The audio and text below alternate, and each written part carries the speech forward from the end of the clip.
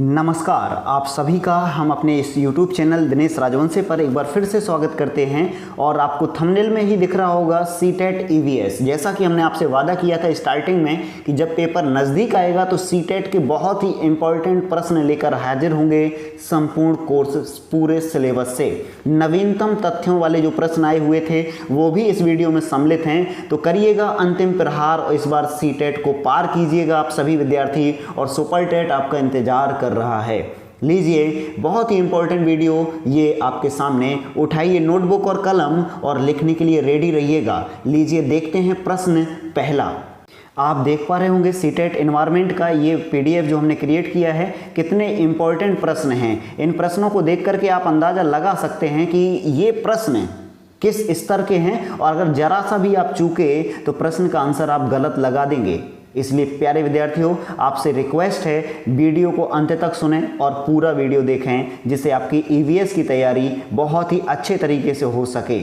समझ रहे होंगे, ये प्रश्नों को आप देख सकते हैं। हम वीडियो की PDF ही दिखाई दे रहे हैं जिससे आप अंत तक रुके रहें, क्योंकि आपको एक जल्दबाजी रहती है। तो जल्दबाजी में कुछ हासिल नहीं होता है, शॉर्टकट किसी भी सफलता का नहीं होता है। आप धैर्य रखिए और इन प्रश्नों को समझिए। चार चिनारी सुना है? नहीं सुना है तो बने रहिएगा। आज हम इस वीडियो में एक्सप्लेन करने वाले हैं ये पूरी PDF, सभी टॉपिक्स से होंगे। तो लीजिए, पहला प्रश्न आपकी स्क्रीन पर आ चुका है और नोट कीजिएगा। हम इस प्रश्न को एक्सप्लेन करते हैं। दक्षिण भारत में मनाए जाने वाले फसल काटने पर, यानी एक पर्व मनाए जाते हैं बहुत सारे, जब फसल कटाई होती है तो किसानों के द्वारा ये त्यौहार मनाए जाते हैं। टारगेट रखना है आपको साउदर्न इंडिया, ध्यान रखिएगा। और देखें, अगर आपको नहीं आता तो दक्षिण भारत के राज्य अगर याद हैं और ये एक नृत्य याद है, बिहू कहाँ होता है? असम। बिहू असम, तो देख लीजिए 3 ऑप्शन एलिमिनेट, यानी उत्तर पूर्व नॉर्थ ईस्ट में असम राज्य है, तो ये ऑप्शन तो नहीं हो सकते तीनों। यानी कौन सा सही हो गया? तीसरा विकल्प। ओणम, पोंगल, उगादी और विशु, ये पर्व दक्षिणी भारत के हैं जब फसल कटाई के समय किसान मनाते हैं। क्लियर है? अगला प्रश्न आप किया है आपकी स्क्रीन पर, दूसरा बहुत ही इंपॉर्टेंट। वर्ली जनजाति वर्ली आर्ट कला के लिए सुप्रसिद्ध है, जो कि बनती है, यानी ये आर्ट, ये कला घास और पत्थरों से, बांस और पत्थरों से, गाय के गोबर और मिट्टी से, और मिट्टी और पत्थरों से। तो प्यारे विद्यार्थियों, नोट कीजिएगा, ये वर्ली जो आर्ट है, कला है, ये महाराष्ट्र राज्य में बनाई जाती है। और कच्ची जो दीवारें होती हैं उस पर कलाकारी बहुत ही अच्छे से गाय के गोबर और मिट्टी से, और जो चावल है, चावल के पेस्ट यानी नेचुरल कलर से बहुत अच्छी डिजाइन बनाई जाती है। ये वर्ली पेंटिंग महाराष्ट्र, याद रखिए आप। अगला प्रश्न आपकी स्क्रीन पर, तीसरा। किस राज्य में झूम खेती, जो स्लैश एंड बर्न एग्रीकल्चर है या शिफ्टिंग एग्रीकल्चर यानी स्थान बदलने वाली झूम कृषि प्रथा सामान्य है? यानी कहाँ पर ये झूम कृषि होती है? ओडिशा, मिजोरम, गुजरात या उत्तराखंड? राइट ऑप्शन पहचान चुके होंगे। 7 सिस्टर्स में ये आपकी कृषि होती है, और 7 सिस्टर्स वाले राज्य मिजोरम दिए हैं। सुन लीजिएगा, असम, अरुणाचल, मिजोरम, त्रिपुरा, मेघालय, मणिपुर, ये जो कुछ राज्य हैं ये आपके राज्य झूम कृषि के लिए प्रसिद्ध हैं, ध्यान रखिएगा। अगला प्रश्न आपकी स्क्रीन पर है। हाँ, झूम कृषि के बारे में थोड़ी सी डिटेल, क्योंकि कई बार कथन कूट में बन जाते हैं। कहता है झूम कृषि के बारे में कौन सा कथन सही है या नहीं है, तो समझ लीजिए डिटेल को। झूमिंग कृषि होती क्या है? एक, जैसे ये खेत है, ये जमीन है, इस पर बहुत सारे पेड़ लगे हुए थे या घास लगी हुई थी, लेकिन किसानों ने देखा कि ये घास को हम अलग कर दें या जला दें या काट दें, तो यहाँ से वो क्या करेंगे? इस घास की कटाई कर देंगे और इस घास पर यही जमीन पर छोड़ के आग लगा देंगे। आग लग जाएगी तो उस आग या जो जला हुआ पौधा होगा तो उस आग से क्या ऐश जनरेट होगा, यानी क्या? राख है। तो उस राख का ये लोग प्रयोग खाद के रूप में करते हैं, ध्यान रखिएगा। और फिर जब खेत खाली हो जाता है तो थोड़ी सी जुताई या ये कहिएगा मिट्टी को हिला देते हैं, या खुरपी से या फावड़े से या कुछ हल से थोड़ी सी मुलायम कर देते हैं मिट्टी को, और बीज छिड़क के, कौन से बीज? मोटे अनाजों के। हम झूमिंग कृषि के बारे में बता रहे हैं। मोटे अनाज यानी ज्वार, बाजरा, मक्का, इनकी ये छिड़क देते हैं और बखराई कर देते हैं, और आपका कौन सी कृषि कहलाती है? ये झूमिंग कृषि। और जब मृदा या मिट्टी अपनी फर्टिलिटी खो देती है, यानी उर्वरा शक्ति खो देती है, तो ये उस खेत को ऐसे ही परती छोड़ देते हैं और अगला खेत नया क्रिएट कर लेते हैं। समझ गए होंगे झूमिंग कृषि। अब कोई भी कथन आए तो इस स्टोरी को ध्यान रखिएगा, इसी से आपका कथन सही चुना जा सकता है। अगला प्रश्न है 4, देखिएगा बहुत ही इंपॉर्टेंट है। महामारी के दौर में चिकित्सकों ने विटामिन सी से भरपूर भोजन करने का परामर्श दिया है, उस समूह को चुनिए जो विटामिन सी प्रचुर है। यानी इन ग्रुप में विटामिन सी किस में आपका सर्वाधिक है। तो समझ पा रहे होंगे ऑप्शन नंबर इसका कौन सा सही है। पहले इस बात समझिए, एलिमिनेट करना सीखिए। देखिए सोयाबीन, सोयाबीन और यहाँ भी आपका देखें दूध, देख पा रहे होंगे। तो ये आपके ऑप्शन अपने आप एलिमिनेट हो जा रहे हैं। विटामिन सी यानी खट्टे पदार्थ, तो देखिए सोयाबीन, सोयाबीन, दूध कट गया, तो ऑप्शन नंबर कौन सा सही हुआ, चौथा। ब्रोकली, स्ट्रॉबेरी और नींबू ये आपका प्रचुर मात्रा में विटामिन सी को रखे हुए हैं। तो महामारी के दौरान जो प्रतिरोधक क्षमता यानी आपकी इम्यून सिस्टम को मजबूत करने के लिए डॉक्टर किसकी सलाह देते हैं, विटामिन सी की। सही समझ गए होंगे। अगला प्रश्न आपकी स्क्रीन पर 5, ध्यान से देखिएगा इसे। एक अध्यापिका को कक्षा 4 के बच्चों को शीघ्रता से बनने वाले नाश्ते के संबंध में कक्षा में पढ़ाना है। शीघ्रता से कौन सा व्यंजन तैयार हो जाएगा, अंडे का सैंडविच, कस्टर्ड, डोसा या भेलपुरी। पहचान चुके होंगे, सिंपल प्रश्न है, चौथा ऑप्शन इसका सही होगा। सबसे जल्दी कौन सा डिश रेडी हो जाएगा, भेलपुरी। अगला प्रश्न 6 आपकी स्क्रीन पर, ध्यान से देखें। किस प्रकार के पक्षी की चोंच मीट यानी मांस को काटने और खाने में काम आती है, तिकोने आकार की चोंच, सीधी और पतली चोंच, हुक जैसी चोंच या लंबी और पतली सुई जैसी चोंच। पक्षियों वाला चैप्टर है ईवीएस एनसीईआरटी में, तो उसमें आपका ये एक्सप्लेन किया गया था, आपको क्लास में भी पढ़ाया है। हुक जैसी चोंच चील की होती है, बाज की होती है और ये मांस को चीरने काटने के काम आती है। अगला प्रश्न 7 प्रश्न आपकी स्क्रीन पर है, ध्यान से प्यारे विद्यार्थियों इसको समझिए। हम इसको नक्शे में भी दिखा रहे हैं अभी। अजय नाम का लड़का है, भोपाल में है और उसे गंगटोक पुडुचेरी के सम्मेलन में उपस्थित रहना है। जहां पर अजय है, कहाँ है, भोपाल में, वहां से गंगटोक और पुडुचेरी क्या स्थिति है, क्या लोकेशन है। तो ध्यान से देखिएगा, ऑप्शन उत्तर पश्चिम, दक्षिण पश्चिम, उत्तर पश्चिम, दक्षिण पूर्व, उत्तर पूर्व, दक्षिण पूर्व, उत्तर पूर्व और दक्षिण पश्चिम। तो ध्यान से देखिएगा, ये विकल्प को हम पहले मैप में देखते हैं, फिर राइट ऑप्शन पहचानते हैं। देख पा रहे होंगे आपके सामने इंपॉर्टेंट एक ओरिजिनल मैप आ चुका है पॉलिटिकल इंडिया का। और आपसे क्या कहा गया था प्रश्न में कि जो भोपाल है, और भोपाल कहाँ पर है, मध्य प्रदेश की राजधानी, और जो गंगटोक है वो कहाँ है, सिक्किम राज्य में, और पौडीचेरी यानी पांडिचेरी ये रहा आपका।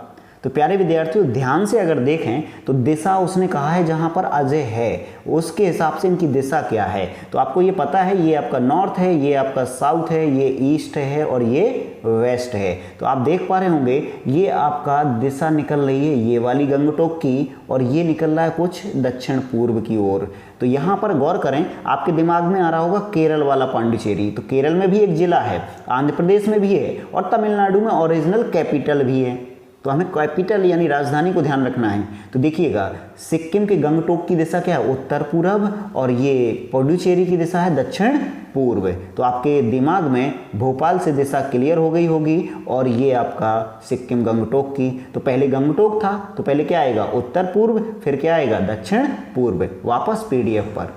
अब आपके सामने ऑप्शन है, आप पहचान लीजिए हमने क्या मिलाया था अभी, उत्तर पूर्व से दक्षिण पूर्व। तो ऑप्शन नंबर 3 बिल्कुल सही है। अगला प्रश्न आपकी स्क्रीन पर है 8, निम्नलिखित में से कौन सा छोटा प्रवासी पक्षी, कौन सा छोटा, एक बहुत स्मॉल छोटा है पक्षी, वह उत्तरी ध्रुव नॉर्थ पोल क्षेत्र से भारत आता है। बतख, पिंटेल डक, छोटा मत्स्य कुर्री या ऑस्प्रे कहते हैं इसको इंग्लिश में, हंसावर, फ्लेमिंगो, छोटी जलरंक या स्टेंट। तो राइट ऑप्शन है इस प्रश्न का छोटी जलरंक स्टेंट नामक पक्षी सबसे छोटा प्रवासी पक्षी है जो नॉर्थ पोल से इंडिया आता है। अगला प्रश्न आपकी स्क्रीन पर है 9, ठोस अपशिष्ट, ध्यान रखिएगा, ठोस अपशिष्ट पदार्थों के निस्तारण की निम्नलिखित मेथड या विधियों में से किस विधि से वायु प्रदूषण फैलता है। यानी एयर पॉल्यूशन होगा अगर हम ठोस कचरे को जलाएं या निस्तारण करें, जलाएं या कुछ भी करें, तो जलाएंगे तभी तो वायु धुआं में जाएगा, वायु में धुआं जाएगा। तो क्या होगा, एयर पॉल्यूशन कब होगा, जब उसे जलाएंगे। तो ऑप्शन नंबर अगर गौर से देखे हो तो चौथा ही है, भस्म करना। भूमि में भर दोगे, गाड़ दोगे तो कहाँ से होगा? कंपोस्ट बना दोगे तो भी नहीं होगा एयर पॉल्यूशन, और कृमियों को खाद बनाने के लिए छोड़ दोगे तो भी नहीं होगा। तो ऑप्शन नंबर 4 सही है, यानी जब आप उसे भस्म करेंगे तो वायु प्रदूषण होगा। अगला प्रश्न 10 आपकी स्क्रीन पर, वह स्थान जो दीर्घ काल से बाढ़ से प्रभावित होता है या बाढ़ या फ्लड जो आता है स्थानीय लोगों को डॉट डॉट का कारण होगा। पुनर्वास, स्थानांतरण, देश प्रत्यावर्तन या पुनः स्थापन। ध्यान से ये प्रश्न लगातार आ रहा है, आप एक इंग्लिश शब्द या हिंदी के 2 शब्दों को ध्यान रखिएगा जो अब बताए दे रहे हैं हम। यानी जब बाढ़ आती है तो इस क्षेत्र में बाढ़ आई मान लीजिए, तो यहाँ से जो लोगों को भगाया जाएगा या यहाँ से कहीं दूसरी जगह ले जाया जाएगा, तो इन व्यक्तियों को ले जा करके इस स्थान पर बसा दिया जाएगा। तो ये प्रक्रिया क्या कहलाती है? तो इसका राइट ऑप्शन है बी विकल्प, स्थानांतरण, या हिंदी में एक और आता है विस्थापन। स्थानांतरण या विस्थापन, इसे कहते हैं डिस्प्लेसमेंट। तो इंग्लिश का एक वर्ड और हिंदी के इन 2 वर्डों को संभालिए जिससे आपको ये प्रश्न याद रहे।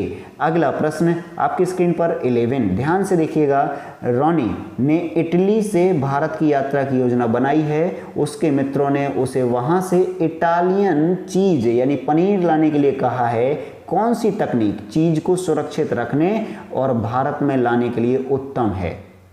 प्यारे विद्यार्थियों, आपसे रिक्वेस्ट है, सीटेट बहुत ही अच्छा पेपर होता है, लेवल भी ठीक होता है, बस आप धैर्य से प्रश्न को पढ़िए। आपने अगर जरा सी भी तैयारी की है आप बहुत आसानी से आंसर तक पहुंच जाएंगे। इसमें क्या कह रहा है? एक चीज़ यानी पनीर को सुरक्षित रखने के लिए कौन सी तकनीक है? डिब्बाबंद, निर्जलीकरण, लवणन या साल्टिंग या निर्वात पैकिंग। तो इसका राइट ऑप्शन पहचान चुके होंगे। इसमें पैकिंग कर दीजिए, निर्वात जिसमें हवा ना जा सके यानी बैक्टीरिया क्रिया ना कर सकें, तो आपका पनीर बिल्कुल सुरक्षित रहेगा चीज़। तो ये बिल्कुल सही है, चौथा विकल्प। आपने देखा भी होगा पैकेजिंग होती है तो पैकेजिंग में जो पैकेट फूले रहते हैं ना कोई तो गैस है, उसमें गैस है नाइट्रोजन। ध्यान रखिएगा, पैकेजिंग में कौन सी गैस प्रयोग होती है? नाइट्रोजन, इसको भी याद रखिएगा। अगला प्रश्न आपकी स्क्रीन पर 12, टैपियोका का दूसरा नाम मूली, कप्पा, अदरक या शकरकंदी। राइट ऑप्शन है इसका कप्पा। टैपियोका को क्या कहते हैं? कप्पा भी कहते हैं और कसावा भी कहते हैं। प्यारे विद्यार्थियों नोट कर लीजिए, केरल, तमिलनाडु इन राज्यों में सर्वाधिक होता है टेपियोका, कसावा। और ये कसावा जो है वो एक जड़ है। क्या है? जड़ का प्रकार है, ध्यान रखिएगा। जड़ तना वाला टॉपिक आता है तो ध्यान रखिए। इसी में बताए दे रहे हैं, मूली क्या है? जड़। कप्पा क्या है? जड़। और शकरकंद, शकरकंद को हम लोग आसान भाषा बुंदेलखंडी में कहते हैं सकला, तो ये भी जड़ है। और अदरक क्या है? तने का है, ध्यान रखिएगा, तने का उदाहरण है। और इस प्रश्न का आंसर भी पहचान लिया होगा। अगला प्रश्न है 13, हांगकांग में निम्नलिखित में से कौन सा भोजन लोकप्रिय है? तो हांगकांग में सोमजैन, लिंगुफेन, मापू टोफू या सुशी। तो राइट ऑप्शन पहचान लिया होगा, लिंगुफेन। बहुत आसान है, क्लास में भी कराया है। अगला प्रश्न है 14, पट्टचित्र कला किस राज्य में परंपरागत पेंटिंग है या हस्तशिल्प है जो हाथों से बनाई जाती है? मध्य प्रदेश, ओडिशा, गुजरात, महाराष्ट्र, ये आपके विकल्प हैं। नोट करिए इसका आंसर। पट्टचित्र जो है ओडिशा राज्य की है। और एक और याद रखिएगा प्यारे विद्यार्थियों, एपण, एपण चित्रकला उत्तराखंड की है, ध्यान रखिएगा। कहाँ की है? उत्तराखंड। प्यारे विद्यार्थियों ऐसी जो एक्स्ट्रा जानकारी दे रहे हैं इसको आप स्किप नहीं कीजिएगा, प्लीज ध्यान से सुनिएगा, निकल ना जाए कोई इंपॉर्टेंट जानकारी। अगला प्रश्न 15, भारत के किन राज्यों के समूह से कर्क रेखा गुजरती है? प्यारे विद्यार्थियों याद रख लीजिए, ट्रॉपिक ऑफ कैंसर पर कौन कौन से राज्य स्थित हैं। इसका आंसर पहचानने से पहले एक बार हम मैप पर देखते हैं कौन कौन से राज्य स्थित हैं। आपके सामने ये ओरिजिनल एनसीईआरटी का मैप आपको खोल दिया गया है। आप देख सकते हैं ये डॉट डॉट कुछ गया है, ये गई है लाइन, यानी यहाँ से हम लाइन खींचें तो ये जा रहा है ट्रॉपिक ऑफ कैंसर। और जूम करें तो देख पा रहे होंगे ये लिखा हुआ है ट्रॉपिक ऑफ कैंसर। तो ये राज्य जो हैं ये आपके स्थित हैं इस लाइन पर। हम टिक करते चल रहे हैं, गुजरात, राजस्थान, मध्य प्रदेश, छत्तीसगढ़, झारखंड, पश्चिम बंगाल, त्रिपुरा, मिजोरम। और इनको याद करने का एक आसान भाषा में ट्रिक है, गरम छाछ, ध्यान से देख लीजिए, छाछ पतीले में, पतीले में, ध्यान से देख लीजिए। गरम गुजरात, राजस्थान, मध्य प्रदेश, छाछ छत्तीसगढ़, झारखंड, पा पश्चिम बंगाल, ती त्रिपुरा और पतीले, ले से तो कुछ है ही नहीं है यहाँ पर राज्य हमारा, तो मैं से मिजोरम।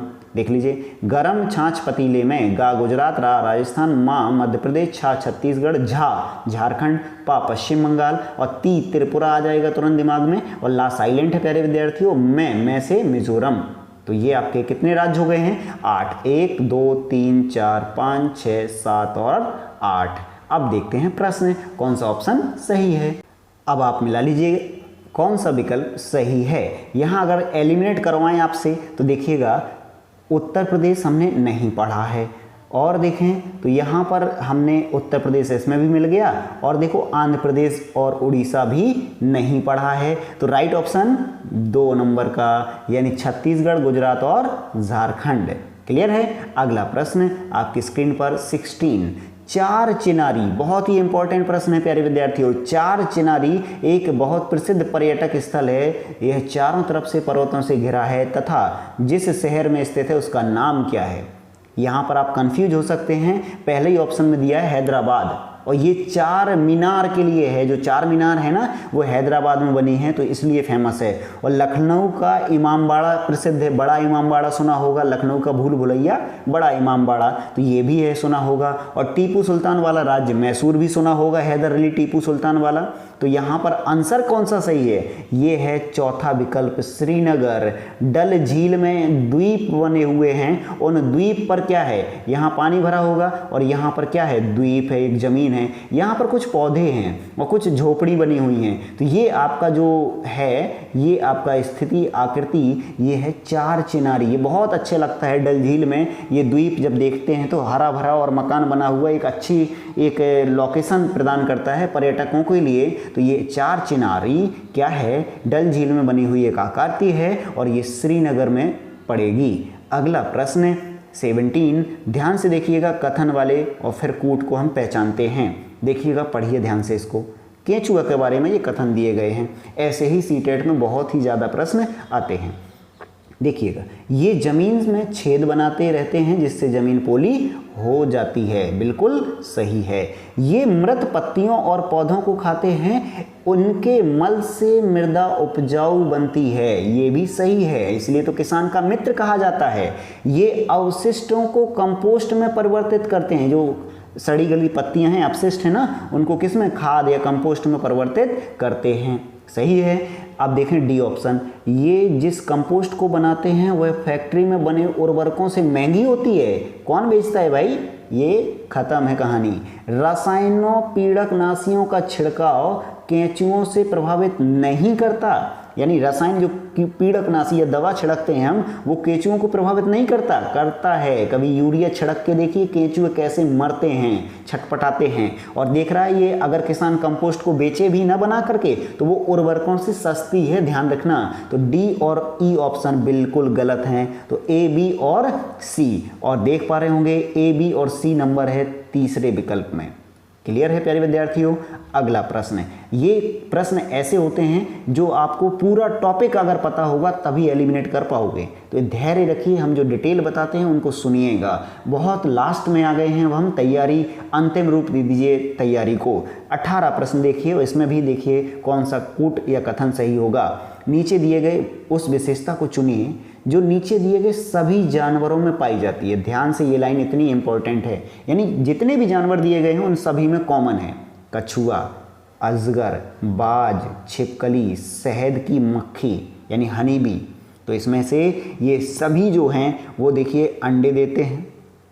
क्या देते हैं? अंडे। देख लीजिए, बाज भी अंडा देता है, छिपकली भी अंडा देता है, कछुआ भी अंडा देता है और अजगर भी अंडा देता है। और मधुमक्खी का टॉपिक तो पढ़ा ही होगा। और अंडे मधुमक्खी अक्टूबर से दिसंबर के बीच देती है। कब देती है? अक्टूबर से दिसंबर। तो ये भी ध्यान रखिए। तो इसमें देखिएगा कौन सा सही होगा। ये है आपका ए ऑप्शन, कह रहा शरीर पे सल्कों का ढका होना। तो कुछ में है लेकिन आपका ये ऑप्शन सभी में नहीं है। भूमि पर और जल पर दोनों में रह सकते हैं, तो सभी नहीं है। ये आपका सी ऑप्शन दिख रहा होगा, अंडे देना बिल्कुल कॉमन है। जहरीला होना, सर्प हो सकता है जहरीला हो लेकिन अजगर तो होता नहीं है जहरीला। तो इसमें देखिएगा हो सकता है छिपकली हो जहरी लेकिन वो भी नहीं होती। हनी भी, शहद वाली मक्खी में जहर होता है, डंक काटती है, याद होगा। बाज कहाँ जहरीली होती है? तो ये भी ऑप्शन गलत है। तो अब देखिए विकल्प नंबर केवल सी ये रहा। धैर्य रखिए, आपको बहुत अच्छे से एक्सप्लेन कर रहे हैं हम। अगला प्रश्न आपकी स्क्रीन पर मधुमक्खियों वाला प्रश्न लीजिए, आ गया। ये डिटेल समझिए इसको। मधुमक्खी के छत्तों के विषय में नीचे दिए गए कथनों पर विचार कीजिएगा। हम बिल्कुल एलिमिनेट कर रहे हैं, सही को पहले सही लगाएंगे फिर कूट पर चलते हैं। ए, प्रत्येक छत्ते में बहुत सी रानी मधुमक्खियां होती हैं जो अंडे देती हैं। देखिएगा बहुत सी रानी मधुमक्खियां, ये गलत है। क्लास में पढ़ाया था एक छत्ते में एक ही रानी मधुमक्खी होती है, क्लियर है? तो यहाँ पर देखिए प्रत्येक छत्ते में कुछ नर मधुमक्खियां होती हैं, ये सही है। प्रत्येक छत्ते में कुछ नर ड्रोन होते हैं। छत्ते में बहुत सारी काम करने वाली मक्खियां भी होती हैं जो शहद के लिए फूलों का रस एकत्र करती हैं। काम करने वाली मधुमक्खियां भी होती हैं, यानी फीमेल होती हैं, ध्यान रखिएगा। नर ड्रोन होते हैं और फीमेल होती हैं। फीमेल का कार्य क्या निकला? रस को ढूंढना और शहद निर्माण करने में सहायता करना। अगला है डी, यदि काम करने वाली मधुमक्खियां ना हो तो छत्ता और शहद नहीं बन सकता। ध्यान रखें, यदि काम करने वाली मधुमक्खियां ना हो तो छत्ता और शहद नहीं बन सकता, यानी वर्कर्स तो चाहिए हैं, बिल्कुल सही लग रहा है। नर मधुमक्खी छत्ते के लिए बहुत महत्वपूर्ण होती है क्योंकि ये रस फूलों को खोजने में सहायता करती है। ना भाई, ये सिर्फ और सिर्फ प्रजनन करती है। ध्यान रखिए, अंडा देती है बस। तो देखें बी, सी और डी कौन सा सही हो रहा है? बी, सी और डी। और इसमें देख पा रहे होंगे ऑप्शन नंबर 4 आपका बिल्कुल सही है, बी, सी और डी। क्यों सही है? एक बार फिर से टॉपिक को ध्यान से देख लीजिए, हमने जो एक्सप्लेन किया है। बी और सी और डी बिल्कुल सही है, यानी यहाँ पर बहुत सारे काम करने वाली मक्खियाँ होती हैं जो शहद को इकट्ठा कलेक्ट करती हैं। ध्यान रखिए, जब शहद मिल जाती है तो ये नृत्य करती हैं और दूसरे दोस्तों को बुला लेती हैं। और प्रत्येक छत्ते में नर मधुमक्खियाँ भी होती हैं जो रानी मधुमक्खी को फर्टिलाइज करते हैं, या ये कहिएगा ये अंडे देने में सहायता करते हैं। अंडे मधुमक्खी कब देती है? जब नर ड्रोन और मादा रानी मधुमक्खी का मिलन होता है, तब ये अंडे देने की प्रक्रिया स्टार्ट होती है।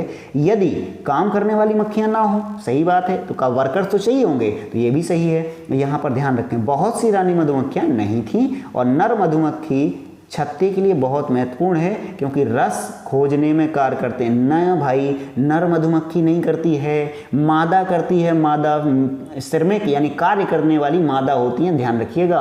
अगला प्रश्न आपकी स्क्रीन पर है 20। आपका कोई मित्र है, आपकी मित्र है, फीमेल हो सकता है, कमजोर दांत और हड्डियों के कारण अस्वस्थ रहती हैं।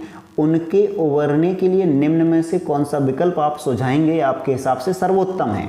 यानी हड्डी और दांत, यानी क्या हुआ? कैल्शियम। तो कैल्शियम वाला जोड़ा ध्यान रखना होगा, हड्डियों के लिए कैल्शियम ही तो चाहिए होता है। तो देखिए, चावल नींबू आंवला गुड़, घी दाल रोटी चावल, दूध सब्जी पालक फल, तेल अंडा चावल रोटी। पहचानिएगा जिसमें कैल्शियम सर्वोत्तम हो। तो राइट ऑप्शन है 20 प्रश्न का थर्ड ऑप्शन। देखिएगा, दूध, सब्जियां, पालक और फल। दूध वाला जोड़ा बहुत ही इंपॉर्टेंट होगा।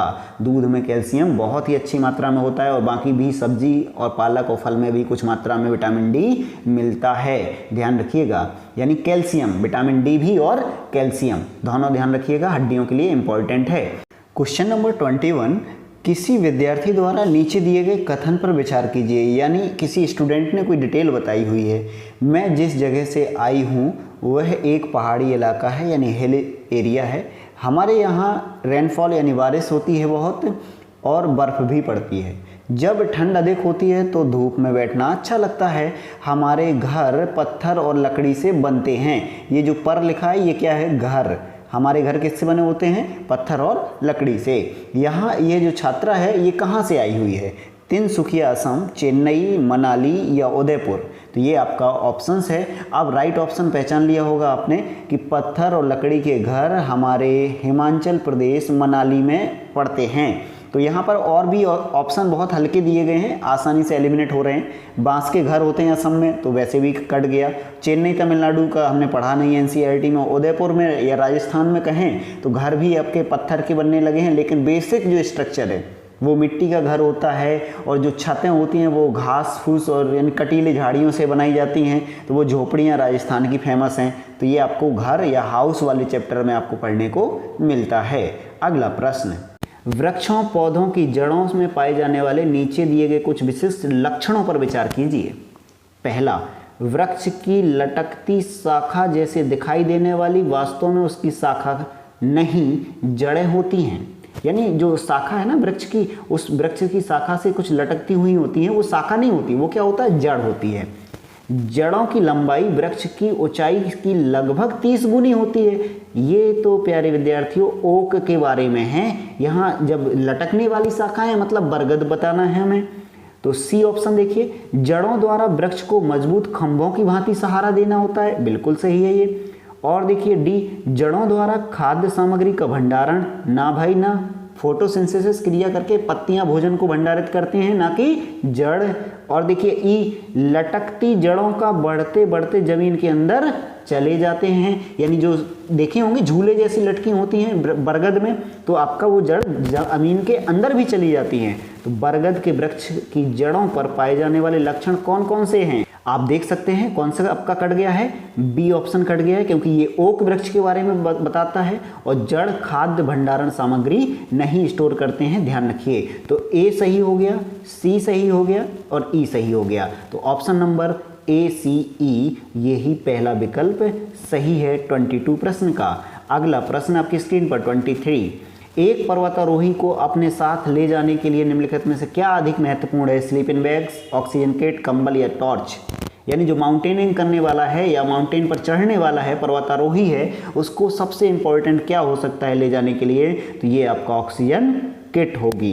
ये ऑक्सीजन का जो किट है यानी ऑक्सीजन का छोटा सा सिलेंडर है वो ले जाना बहुत ज़रूरी है, क्योंकि ऊंचाई पर जाते जाते ऑक्सीजन पतली हो जाती है, ऑक्सीजन की मात्रा कम हो जाती है। अगला प्रश्न है 24, ध्यान से देखिएगा इस प्रश्न को। सामाजिक विज्ञान में प्रवसन एक महत्वपूर्ण संप्रत्यय है। उत्प्रवासन मूलतः निम्नलिखित में से किसे निर्दिष्ट करता है। प्रवास सुना होगा, सोशल साइंस में प्रवास चलता है, एक स्थान से दूसरे स्थान पर चले जाते हैं लोग, तो उसमें एक शब्द आता है उत्प्रवासन यानी इमिग्रेशन। तो ये उत्प्रवासन जो है वो किसको निर्दिष्ट करता है, एक देश से दूसरे देश में स्थान बदलना, समझना पहले ऑप्शन को। दूसरा कह रहा है एक शहरी क्षेत्र से दूसरे शहरी क्षेत्र में स्थान बदलना। तीसरा कह रहा है एक देश से बाहर स्थान बदलना, यानी एक देश के बाहर जाके कहीं भी रह लें। एक देश के अंदर बदलना, ये उत्प्रवासन इमिग्रेशन क्या है, तो इसका ऑप्शन नंबर तीसरा सही है। यानी जब हम अगर भारत देश से कहीं दूसरे देश में जाएं, वो यानी अपने भारत देश से निकल के स्थान बदल दिया तो उस देश में रहें विदेश में, तो ये क्या होगा, उत्प्रवासन इमिग्रेशन, समझना। और एक होता है जैसे बाढ़ आती है, बाढ़ आने पर उस मूल स्थान को छोड़ के हम दूसरे गांव में बसा देते हैं जनता को, तो उसे कहते हैं डिस्प्लेसमेंट, विस्थापन। क्लियर है, ये उत्प्रवासन होता है, अपने देश से निकल के विदेश में जाना। अगला प्रश्न है 25, ध्यान से देखिएगा इसको। रेलवे स्टेशन लखनऊ से नई दिल्ली रेलवे स्टेशन के बीच की डिस्टेंस दी है 504 किलोमीटर। कोई रेलगाड़ी इस दूरी को 7 घंटे में तय करती है। बताइए रेलगाड़ी की कितनी औसत चाल है मीटर प्रति सेकंड में। ये एक न एक प्रश्न ट्रेन का आता ही आता है सीटेट एनवायरनमेंट में, तो बेसिक जो मेथड है उसको सीख लीजिएगा। इसमें औसत चाल निकालनी है, तो चाल बराबर होता है दूरी बटे समय, और दूरी कितनी दी गई है 504, समय कितना दिया गया है 7 घंटे। और प्यारे विद्यार्थी गौर करें तो मीटर प्रति सेकंड में बदलने के लिए कह रहा है, तो हमें गुणा कराना पड़ेगा 5/18 से, क्योंकि अगर सीधे निकालते तो हमारा किलोमीटर प्रति घंटे में समय आता, तो हमें किस में निकालना है, मीटर प्रति सेकंड में, इसलिए हमने 5/18 से गुणा करा दिया। अगर मीटर प्रति सेकंड में डिटेल दी गई है और समय चाल पूछी है किलोमीटर प्रति घंटे में, तो 18/5 से कराते हैं। ये हमने अच्छे से क्लास में बता दिया था। अब कैलकुलेशन करते हैं, 7 का भाग दिया, 7 49, 7 दूनी 14 यानी 72 आया, और 18 से काटा 72 को, 18 चौके 72 और 5 गुणा 4, तो क्या हो जाएगा 5 चौके 20 मीटर प्रति सेकंड। ऑप्शन नंबर 4 सही है। ध्यान से देखिएगा इस प्रश्न को, बहुत ही इंपॉर्टेंट है। अगर आपने मीटर प्रति सेकंड गौर नहीं किया तो मार दोगे आप पहला आंसर, जबकि है कौन सा, चौथा आंसर। क्लियर है। अगला प्रश्न है 26, ध्यान से पढ़िएगा, इंपॉर्टेंट है। कोई बच्ची एक्स पर, ये प्रश्न आते हैं, एक्स पर है, वह अपनी सहेली वाई से जाना चाहती वाई के साथ और वहाँ साथ में खेलना चाहती हैं। दो अलग अलग स्थान पर हैं दोनों सहेलियाँ, और इसके लिए वो पहले कहाँ जाती है वाई पर पहुँचने के लिए, वाई से मिलने के लिए ओ पर पहुँचती है, जो एक्स के ठीक दक्षिण में है। यानी एक्स यहाँ पर है और एक्स के ठीक दक्षिण में क्या है, ओ। क्लियर है। और यहाँ से फिर वो कहाँ जाती है, ये थी दूरी 40 मीटर। ठीक है। इसके पश्चात वो ठीक पूर्व में, यानी ओ के पूर्व में, तो ओ का पूर्व ये होगा, ओ के पूर्व में जाती है, कितना जाती है 30 मीटर, और ओ से वो कहाँ पर पहुँच जाती है, वाई पर।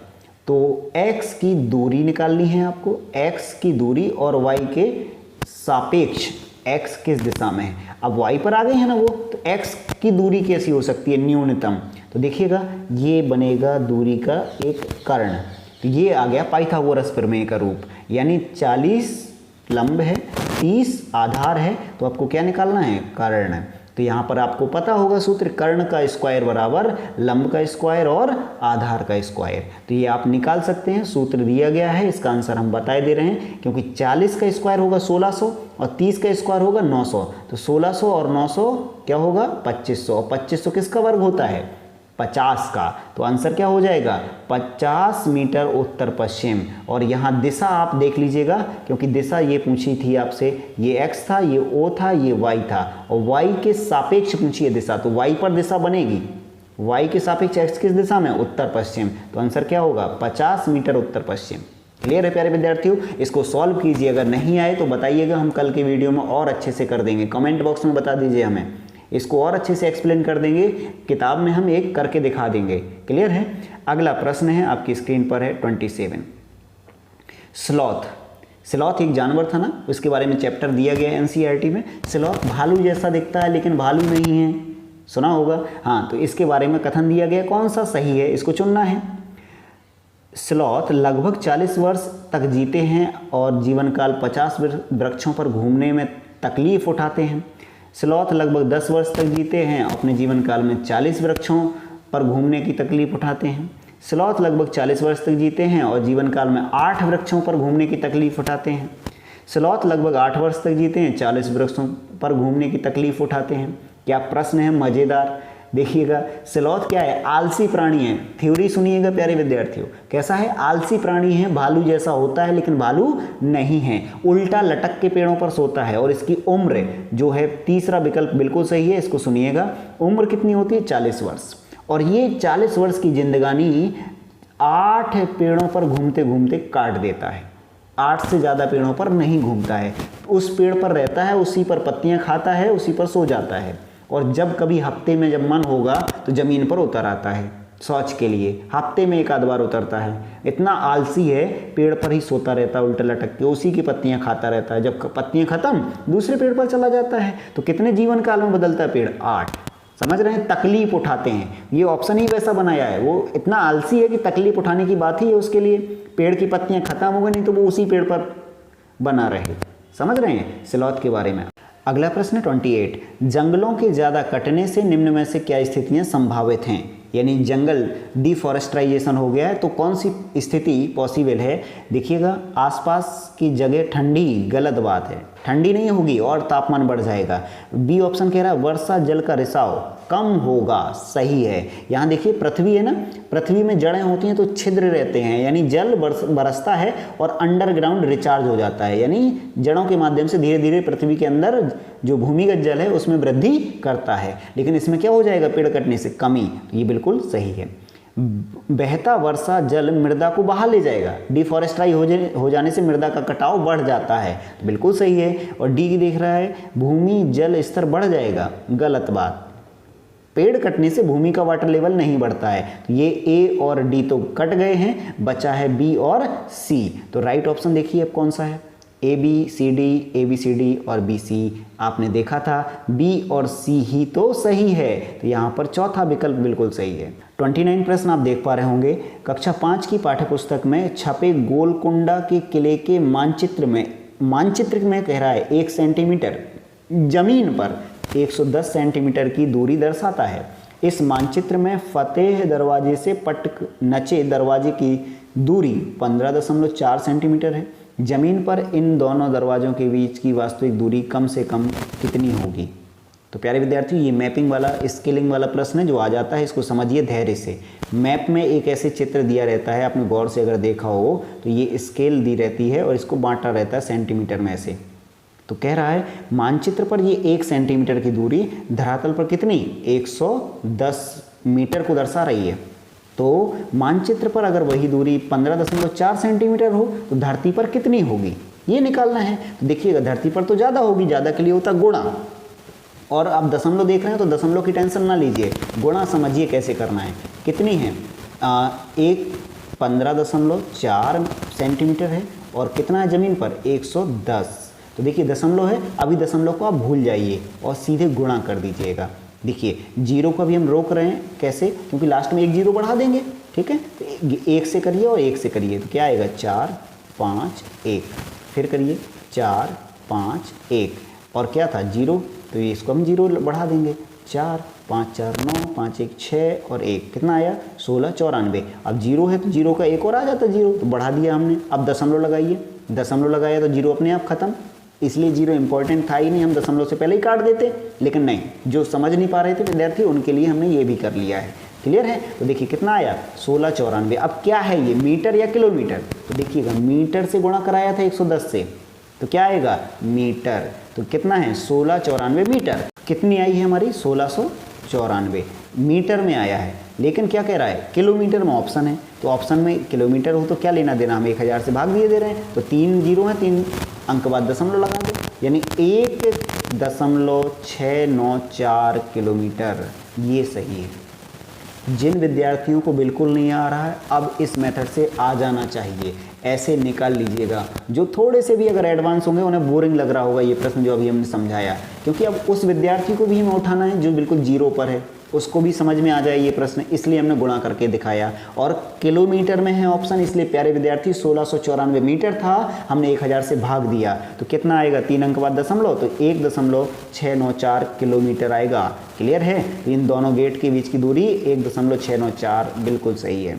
और 30 प्रश्न देखिएगा, मिजोरम के निकटवर्ती प्रतिवेशी 3 राज्य, यानी प्रतिवेशी का मतलब होता है सीमा टच करें, तो कौन सा मिजोरम के राज्य से सीमा बना रहे होंगे, असम बिहार छत्तीसगढ़ असम, पश्चिम बंगाल अरुणाचल प्रदेश, असम त्रिपुरा असम और मणिपुर। प्यारे विद्यार्थी मिजोरम से कह रहा है, तो देखिए छत्तीसगढ़ तो लगेगा नहीं, ये भी कट गया। अब यहाँ देखिए पश्चिम बंगाल लगेगा नहीं, ये भी कट गया। यहाँ देखिए ऑप्शन त्रिपुरा असम और मणिपुर मिजोरम से सीमा साझा करते हैं। तो प्यारे विद्यार्थियों ये 30 प्रश्न बहुत ही इंपॉर्टेंट थे, और आगे ये पीडीएफ आपको देख रही होंगी, ये पीडीएफ दिख रही होगी, यहाँ से क्वेश्चन और हैं, तो हम अगले वीडियो में इस शेष प्रश्नों को लेकर के हाजिर होंगे। तो प्यारे विद्यार्थियों अगर आप चैनल पर पहली बार हैं सब्सक्राइब कर लीजिए चैनल को, और जो क्वेश्चन आपको नहीं समझ में आ रहा कमेंट में हमें बता दीजिए, उसको नेक्स्ट वीडियो में हम जल्दी ही सम्मिलित करेंगे और आपको डिटेल प्रोवाइड करेंगे। क्लियर है। मिलते हैं नेक्स्ट वीडियो में, अपना ख्याल रखिएगा और वीडियो के अनुभव हमें ज़रूर कमेंट बॉक्स में बताइए।